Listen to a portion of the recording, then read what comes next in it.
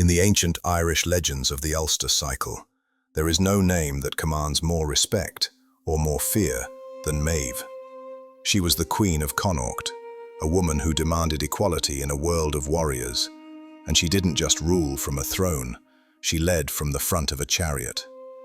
Often misidentified as a simple villain in the stories of the hero Cú Chulainn, Maeve was actually a complex ruler driven by sovereignty, pride, and a refusal to be overshadowed by any man.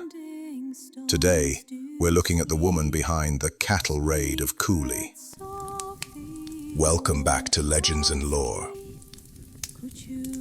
The most famous story of Maeve begins not on a battlefield, but in bed. It's known as the Pillow Talk. One night, Maeve and her husband, King Ailill, began comparing their wealth. In ancient Irish law, a wife's power was tied directly to the property she brought into the marriage. They compared their gold, their jewelry, and their vast herds of livestock. They were perfectly matched, until they reached the cattle. Ailill possessed a magnificent fertile bull called Finn Fennach, the white-horned. This bull had actually been born into Maeve's herd, but, thinking it beneath his dignity to be owned by a woman, the bull had defected to Ailill's side. Because of this one animal, Ailill was technically wealthier than Maeve. For a woman who defined herself by her sovereignty, this was an insult she could not endure. Maeve searched all of Ireland for a bull that could rival the white-horned. She found it in Ulster, Táin Bó Cúailnge, the Brown Bull of Cooley. At first, Maeve tried diplomacy.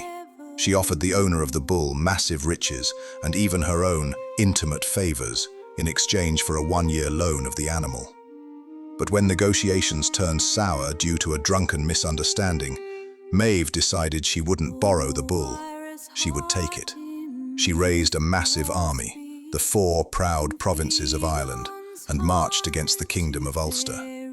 This began the Táin Bó Cúailnge, the most famous epic in Irish mythology.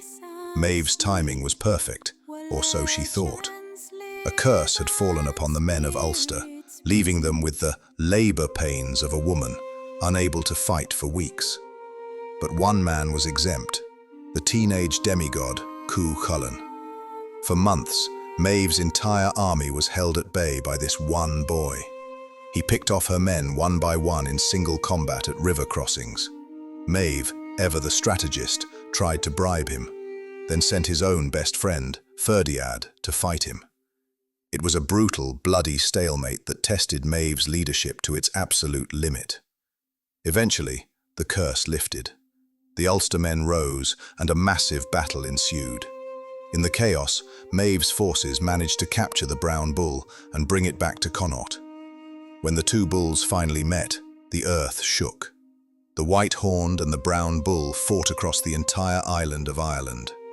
In the end, the Brown Bull killed Ailill's white-horned, but then dropped dead from its own exhaustion. Maeve had her equality, but at a staggering cost of life. She would eventually meet her end in a strangely poetic way, killed by a piece of hard cheese slung from a catapult while she was bathing. But her name remains synonymous with the fierce, independent spirit of Irish womanhood. Queen Medb was more than just a character in a story. Many scholars believe she was originally a goddess of sovereignty. To be king of Connacht, you had to marry the land, which meant marrying Maeve. She remains a symbol of power, greed, and the refusal to be second best. Before we get to the famous war, we have to ask, who was Maeve? In Irish mythology, her name is often translated as mead, the intoxicating honey wine.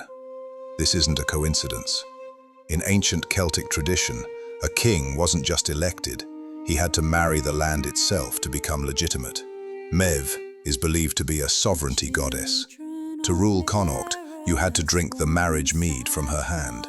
She famously said she required her husbands to be without meanness, without jealousy, and without fear.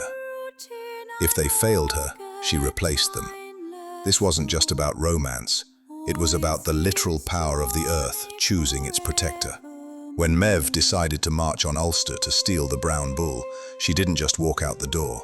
She consulted her druids. Her chief prophetess, Fedelm, appeared to her in a vision. Medb asked her, "How do you see my army?" Fedelm's chilling reply was, "I see them crimson. I see them red." This is a crucial moment for SEO and lore, the idea of Gesa, or taboos. Medb ignored the prophecy.